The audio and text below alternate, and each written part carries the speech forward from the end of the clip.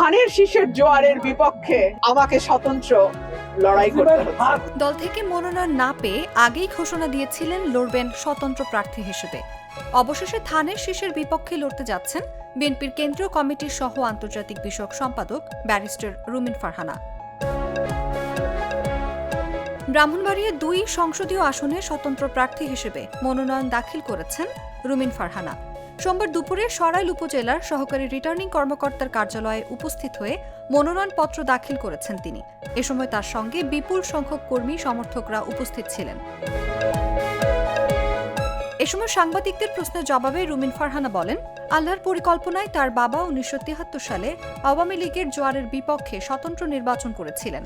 সেই অদ্ভুত পরিকল্পনাতেই ২০২৬-এ এসে ধানের শীষের জোয়ারের বিপক্ষে স্বতন্ত্র লড়াই করতে হচ্ছে তাকে। দলের সঙ্গে যোগাযোগের বিষয়ে তিনি বলেন, এত বড় দল, তাদের ব্যস্ততা অনেক বেশি।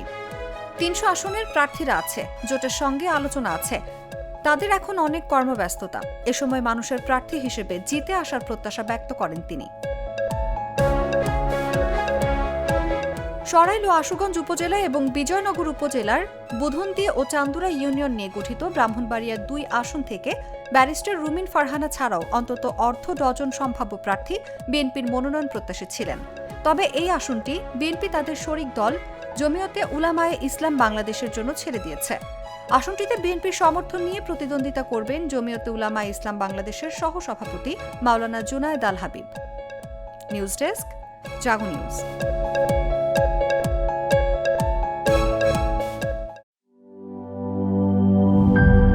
গ্লিটারের টুইন লেমন ও অ্যান্টিব্যাকটেরিয়াল ফর্মুলা বাসনকে চকচকে জীবাণুমুক্ত করে আমাদের দেয় গ্লিটার গ্যারান্টি।